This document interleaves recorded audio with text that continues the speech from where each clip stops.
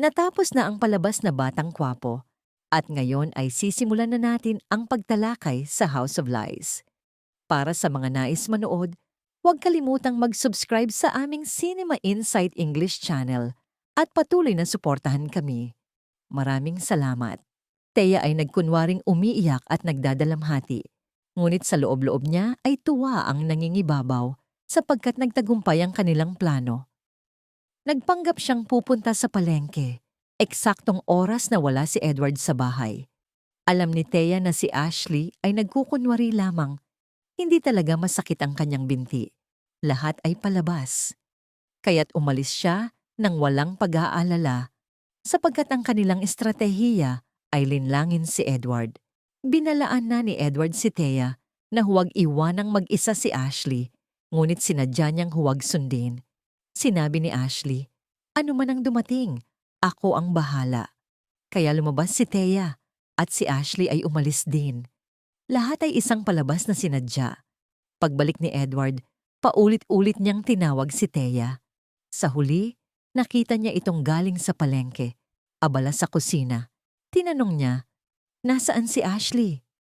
Mabilis na sumagot si Thea na si Ashley ay nasa kanyang silid, hindi makalakad. Ngunit nang pumunta sila roon, nagkunwari si Thea na nagulat. Sa katotohanan, alam niya ang lahat. Nagpanggap si Thea na si Ashley ay tunay na nagkukunwari, ngunit lahat ay bahagi ng kanyang plano. Nagngit-ngit si Edward. Sa kanyang isipan, iisa lamang ang maaaring puntahan ni Ashley, kina March at Paulo. Dito nagsimula ang bagong tunggalian, panlilinlang, lihim na mga plano, at hinala ni Edward. Lalong gumulo ang lahat sapagkat bawat hakbang ay nakatali sa kasinungalingan at nakatagong motibo. Dumating si Arley at diretsahang sinabi kay Paulo na walang alam ang kanilang ama na si Edward. Ngunit si Thea ay alam ang lahat. Gayunman, nagkunwari si Thea. Kumikislap ang kanyang mga mata sa galit. Para bang tunay na nasaktan. Mariin niyang idineklara na si Ashley ay hinding-hindi maaaring kunin mula sa Bunaro at ilipat kay Jasmine. Ibinuhos niya ang lahat ng sisi kay Paulo. Sinasabing kung may mangyari kay Ashley, si Paulo ang magbabayad. Ngunit tinawagan ni Paulo si Ashley ng direkta at sinabi na dumating na ang oras na ang paglilipat sa pagitan ni na Ashley at Jasmine ay dapat nang maisakatuparan. Nabigla si March sapagkat nagsimula na ang lahat. Handa na sina Ashley at Jasmine. Nagalit si March at sinisi si Paulo. Para sa kanya, walang hakbang na dapat gawin nang walang pahintulot ng mga magulang. Nagharap sina Paulo at Edward. Mariin na sinabi ni Edward, wala siyang karapatan kay Ashley. Ngunit mariing sumagot si Paulo, iginiit na may karapatan siya sapagkat anak niya si Ashley at kapatid ni Jasmine. Dito ibinato ni Edward ang masasakit na salita. Tinawag niyang arogante, makasarili, at lahat ng negatibong pangalan si Paulo. Hindi na nakapagtimpi si Paulo. Sa bugso ng matinding galit, sinuntok niya si Edward ng ubod ng lakas. Halos mabasag ang mga ngipin nito. Dito sumiklab ang sukdulang banggaan, dugo, kasinungalingan, at kapangyarihan ay sabay-sabay na sumabog. Nakatayo si Edward, hawak ang kanyang pisngi, at mula roon, nagsimula ang matinding sagupaan. Palitan ng suntok, galit at paghihiganti ang nag-alab sa paligid. Si Thea, mula sa labas, kunwari inagngangalit, kumikislap ang mga mata sa puot, ngunit sa loob-loob niya ay tuwa ang nangingibabaw sapagkat nagtagumpay ang kanilang plano. Nagpanggap siyang walang alam sa mga ginawa ni Ashley, ngunit sa katotohanan, lahat ay bahagi ng kanyang maingat na estratehiya. Ang kanyang anak ay pumabor sa kanya at iyon ang nagbigay sa kanya ng higit na kumpiyansa. Samantala, inanunsyo ng mga doktor na matagumpay na nakolekta ang bone marrow mula kay Ashley at nailipat na kay Jasmine. Nang marinig ito, si Paulo at March ay nabalot ng tuwa. Niyakap nila ang isa't isa at sinabi ni Paulo na malapit na silang makauwi. Sa wakas, dinala ni na Paulo at March si Jasmine pabalik sa kanilang tahanan. Ngunit si Ashley ay nanatili sa ospital, patuloy na minomonitor ng mga doktor para sa posibleng epekto, habang ang pamilya ay nagdiriwang ng kasayahan sa kanilang tahanan. Si Ashley naman ay nakatagpo ng bago.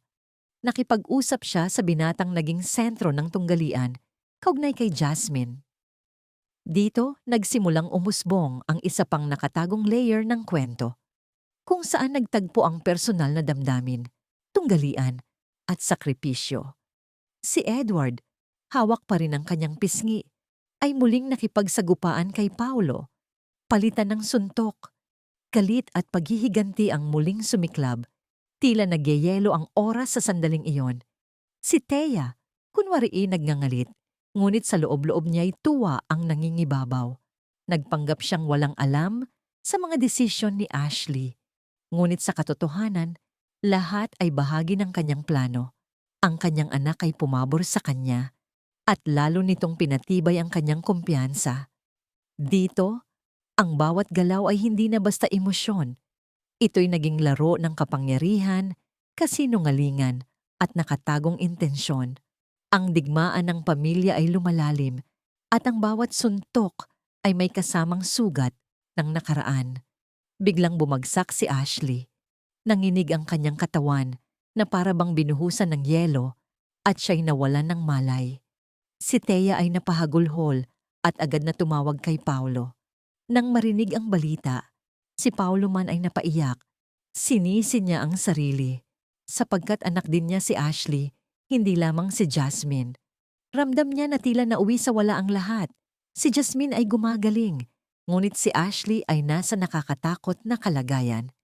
Sa kanyang matinding puot, sinipa ni Paulo ang sofa, para bang sinusubukang ilabas ang naglalagablab na sakit sa kanyang dibdib.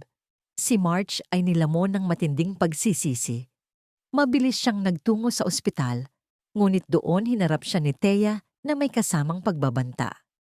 Binalaan ni Thea na kung may mangyari kay Ashley, parehong si March at Paulo ay idedemanda at mabulok sa bilangguan. Samantala, si Edward ay nakipag-usap sa kanyang pinakamalapit na kaibigan. Tinanong niya kung dapat ba siyang maghiganti. Tumango ang kaibigan at mula sa sandaling iyon, nagsimula ang bagong kabanata. Ang plano ni Edward para sa paghihiganti. Muli siyang tinawagan ni Thea, nanginginig ang tinig sa luha upang ibalita ang kalagayan ni Ashley. Nang marinig ito, bumigay si Edward at napaiyak. Mabilis siyang nagtungo sa ospital, kung saan diretsahang sinermunan siya ni Thea. Sinabi niya na ito ang sandali para patunayan ni Edward na siya ang tunay na ama ni Ashley. Mariing idineklara ni Edward na si March at Paulo ay mabulok sa bilangguan. Nabigla si Greg sa pahayag na yon. Sinubukan ni Regina, ang kanyang asawa, na kausapin siya, ngunit hawak ni Greg ang sarili niyang sandata. Sa kanyang mga mata, si Regina ay may mabigat na kasalanan. Habang lumilipad ang mga akusasyon, sinabi ni Regina na nagkamali si Greg nang alisin si Edward sa mana. Iyon daw ang dahilan kung bakit puno ng galit si Edward laban sa kanya. Ngunit iginiit ni Greg na tama ang kanyang desisyon na alisin si Edward. Sinabi niya kay Regina na wala itong karapatang magpanggap na inosente, sapagkat siya man ay may mabibigat na kasalanan. Sa katotohanan, si Regina ay may kaugnayan sa ibang lalaki mula pa sa simula, bago pa sila nagkaroon ng mga anak. Ngayon, si Greg ay nagbabayad lamang ng sariling paghihiganti. Ganap na nagbaligtad ang sitwasyon. Dati, si Greg ay mahirap at mahina, habang si Regina ay mayaman at makapangyarihan. Ngunit nagbago ang panahon, si Greg na ngayon ang malakas at si Regina ang mahina. Ang mundo ay tila tumaob, at ang susunod na mangyayari ay nangangakong magiging pinakamasabog na revelasyon. Maraming salamat sa panonood ng buong video. Para mapanood ang susunod na episode explanation, huwag kalimutang mag-subscribe Cinema Insight English Channel.